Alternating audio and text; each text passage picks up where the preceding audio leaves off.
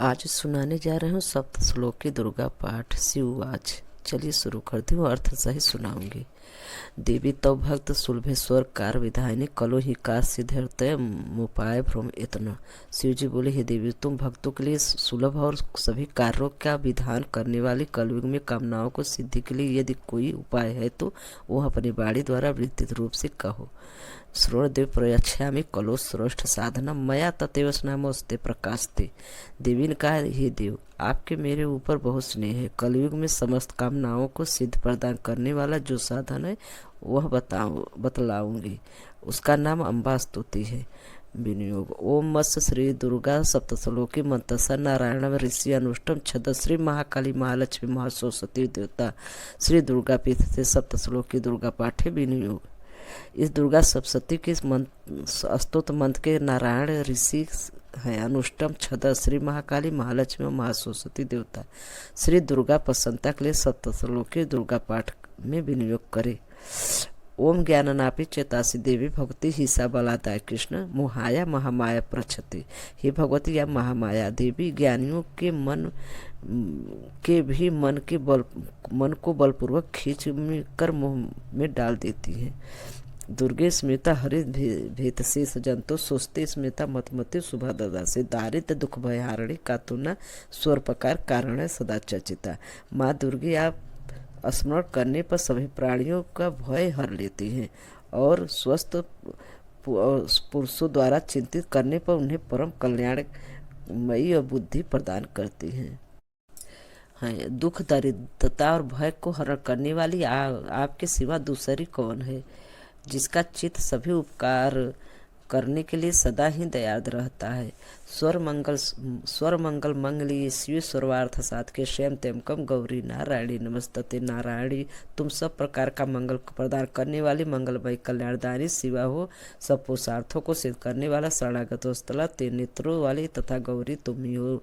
तुम्हें नमस्कार है। शरणागत दीनाथ परिताप प्राणी स्वर देवी नारायणी नमस्तते। शरण में आए हुए दिन जन पीड़ितों की रक्षा में संलग्न रहने वाली तथा सबको पीड़ा दूर करने वाली नारायणी देवी तुम्हें नमस्कार है। स्वर स्वरूपे स्वर्वेश स्वर शक्त समनत है। भयभत्राही नौ देवी दुर्गे देवी नमस्तते। स्वर स्वरूपा सुरेश्वरी तथा सब प्रकार की शक्तियों को समस्त दिव्य रूपा दुर्गे देवी, सब भयों को से हमारी रक्षा करो, तुम्हें नमस्कार हो। रोगा नेसा न पहिस न तुष्टा रुष्टा तु कमाल सका न मिष्टान त्वाम स्थान न विपराणा त्वाम हर सत्या प्रयांत। ये देवी, तुम प्रसन्न होने पर सब रोगों को नष्ट कर देती है और कुपित होने पर मनोवांछित सभी कामनाओं का नाश कर देती है। जो लोग तुम्हारी शरण में आ चुके हैं उन सब विपत्तियों तो आती ही नहीं। तुम्हारी शरण में आए हुए मनुष्य दूसरों को शरण देने वाले हो जाते हैं। स्वर बाधा प्रश्नम त्रिलोकलेश्वरी यव मौतवाकार मसद बैरी विनाशनम। हे सुरस्य, तुम इस प्रकार तीनों लोकों को समस्त बाधाओं को शांत करो और हमारे शत्रुओं का नाश करो। सप्तश्लोकी दुर्गा यहीं पे समाप्त। पूजा के बाद इसे हर दिन सुने, बिना नवरात्र का भी इसे आप सब दिन सुनेंगे और इससे आप हवन भी कर सकते हैं नवरात्रि में। ओम ज्ञाननापि चेतासी देवी भगवती हिसा बलादा कृष्ण महामाया प्रच्छते सोहा। दुर्गे स्मृता हरि भेष शेष जंते सोचते स्मृता मतमति शुभा ददासी। दारिद्र दुख भय हारिणी का तुलना स्वर प्रकार कारणा सदा चेता सोहा। इस एक एक दोहा ले लेकर आप इस मंत्र से हवन भी नवरात्रि में किया जाता है। सप्तश्लोकी दुर्गा के 7 श्लोकों से हवन करना चाहिए। श्री दुर्गा के नाम यानी 32 जो नाम है उससे भी हवन करे। चीनी घी और सफ़ेद तिल मिलाकर हवन करे। 3 महीने में कोई भी मनोकामना हो या 6 महीने के अंदर पूरी हो जाएगी।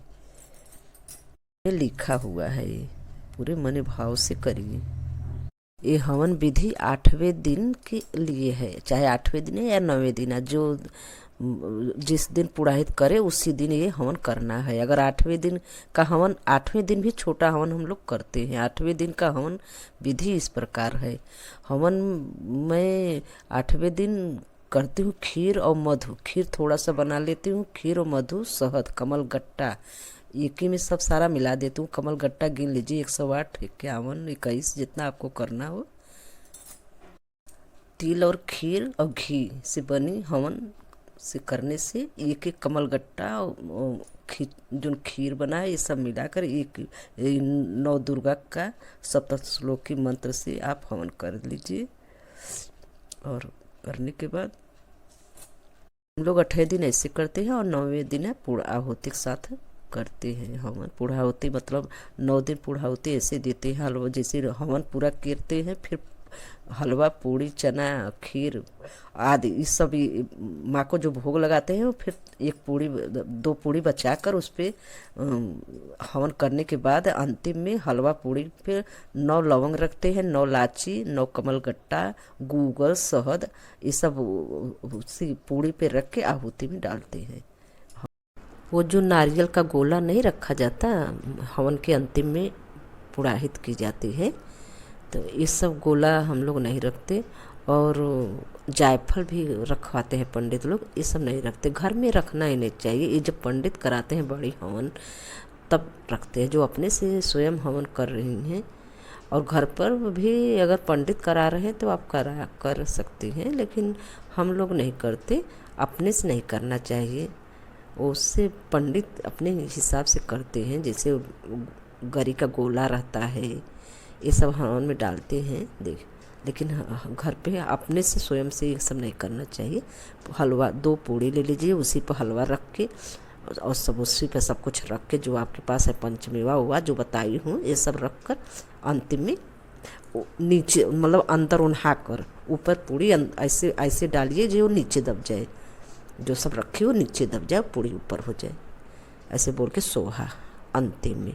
और ये सब हवन हम ऐंग ह्रीं क्लीं चामुंडाय बिच्ची नमः सोहा, ओम ऐंग ह्रीं क्लीं चामुंडाय बिच्ची नमः सोहा, ओम लगा ली, ऐंग सरस्वती माता हो गया, हिंग ह्रीं लक्ष्मी माता हो गई, क्लीं काली मैया हो गई, ये सब तीनों माँ नाम आ जाता है। ओम ऐंग ह्रीं क्लीं चामुंडाय बिच्ची, ऐसे करके हम लोग हवन करते हैं। चलिए और मेरे चैनल को सब्सक्राइब और वीडियो को लाइक कर दीजिए आप लोग। और अगर कुछ गलत बोले हो तो कमेंट में आप लोग बताइए, और कुछ और जो अच्छा लगा हो जानकारी बताइए कमेंट में आप। चले रखती हूँ, धन्यवाद।